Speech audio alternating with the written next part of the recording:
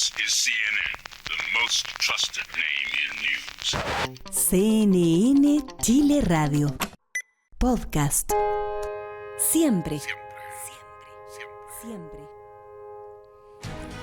Hola amigos de CNN Chile, ¿cómo están? Les damos la bienvenida a este espacio donde vamos a estar analizando el acontecer internacional y para eso estamos con Raúl Sor, un especialista en área internacional, esta vez Raúl, para hablar de lo que ha estado ocurriendo en estas últimas semanas en el Líbano, particularmente de Hezbollah. Hola Isel, sí.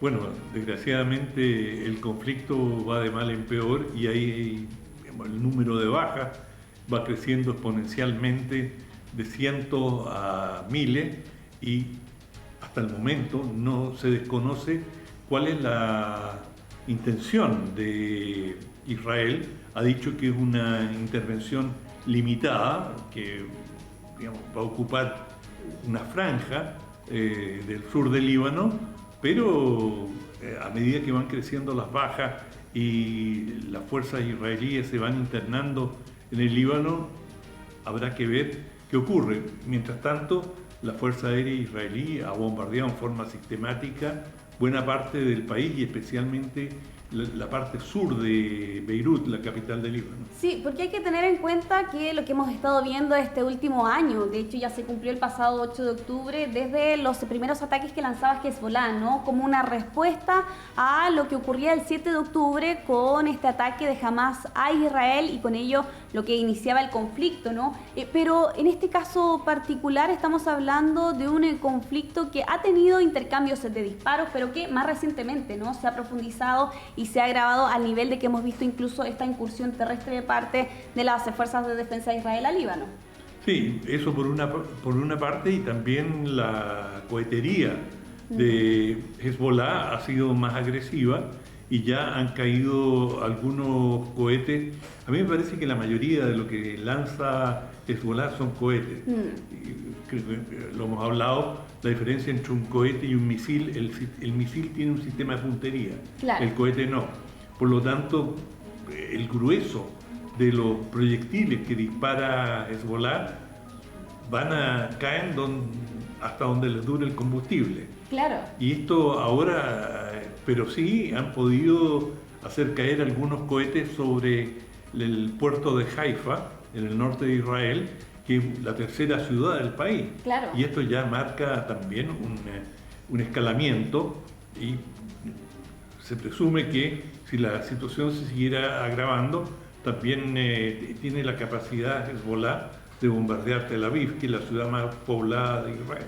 Raúl, antes de avanzar, estaría bueno que comentáramos un poco quiénes son Hezbollah, cómo surgen, cómo nacen y dónde radica, ¿no?, este conflicto con Israel, que por lo demás se remonta desde hace ya varias décadas.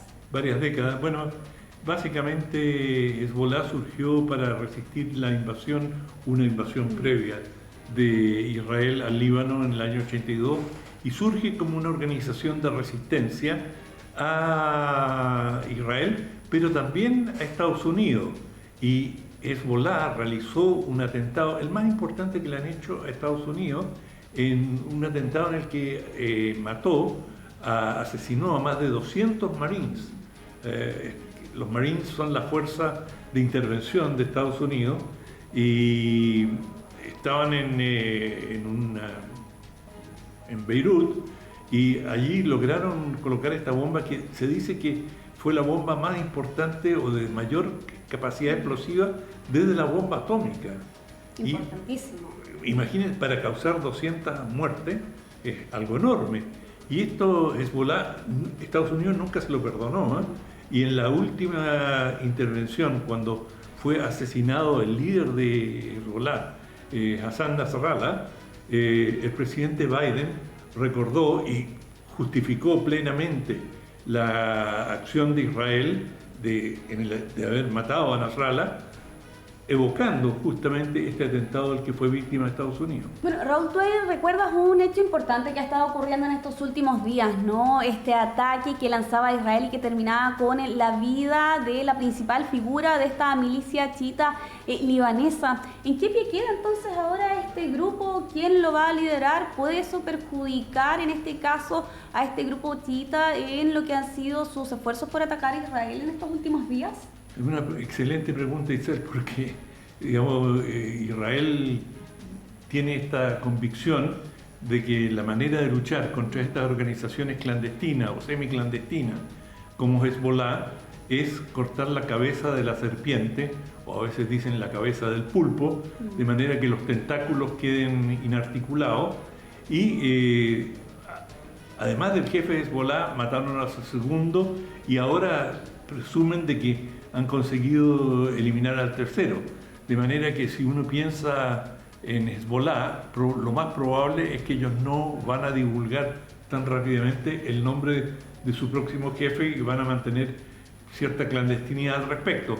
Pero de todas formas, lo que ha quedado manifiesto es el grado enorme de infiltración que tenía la inteligencia israelí entre las filas de Hezbollah, lo que quedó de manifiesto con este atentado enorme en que cientos, miles de militantes de Hezbollah tenían teléfono y walkie-talkies y dispositivos de comunicaciones que estallaron en sus manos. Claro, esa imagen que vimos en esa semana del 17-18 de septiembre con estos registros que daban la vuelta al mundo de cómo cientos de personas resultaban heridas, algunas de ellas muertas incluso por estas explosiones de los localizadores o Viper, o también al día siguiente de los walkie-talkie. ¿Consideras tú, Raúl, que ese es uno de los golpes más importantes que ha recibido Hezbollah en el último tiempo?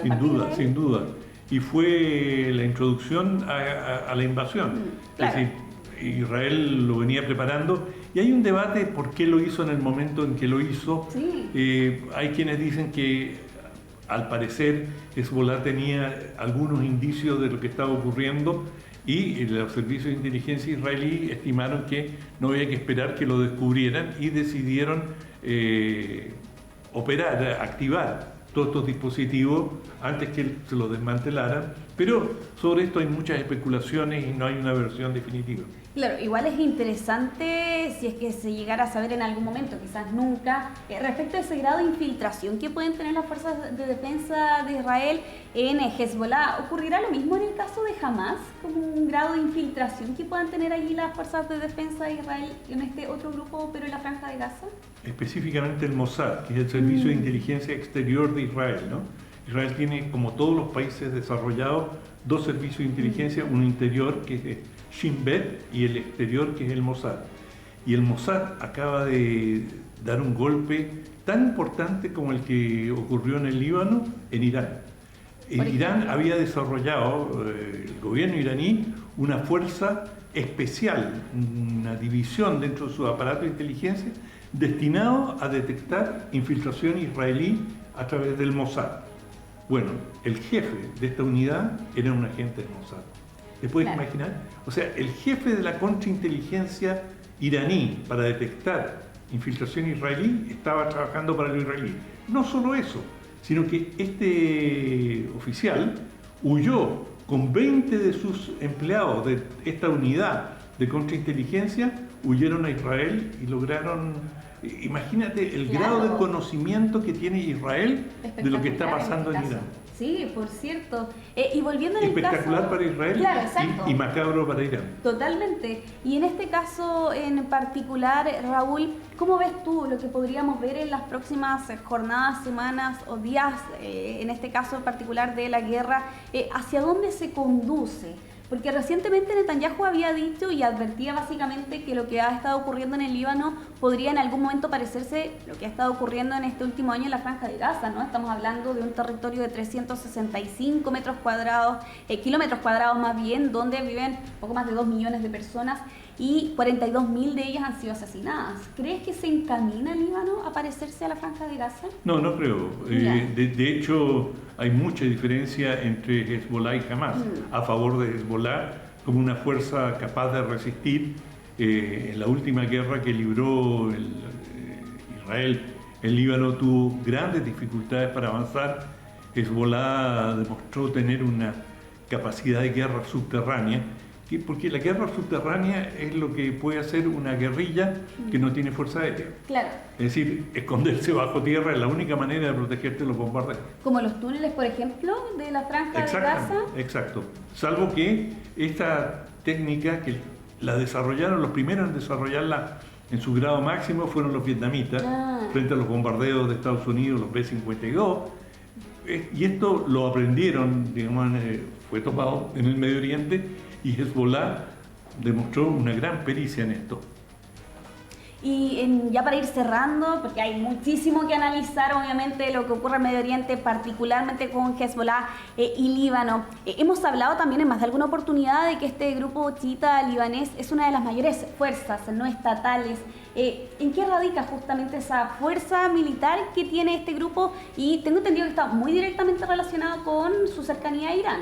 Sí, bueno, es una fuerza político-militar y su fuerza radica en su asentamiento político en la población libanesa, sobre todo el sur de Líbano, en la población chiita, y digamos, el grueso de la actividad de Hezbollah no es militar, claro, es social. Exacto, un Estado dentro de un Estado. Exacto, y digamos, ellos tienen colegios, tienen policlínico, claro, entonces dan servicios enormes a la población y son queridos por la población, es decir, son parte de ella, de manera que ellos cumplen con esta máxima de la guerrilla, que es ser como pez en el agua. Claro, desde el 2005 también formando parte de los diferentes gobiernos como partido político en el caso de Hezbollah. Lo cierto, Raúl, es que hay muchísimo que uno puede ponerse a comentar, analizar, una serie de antecedentes también, pero lamentablemente tenemos que poner fin a este bloque. Muchas gracias, Raúl, por habernos acompañado aquí en lo que vamos a estar viendo también en los próximos días y semanas,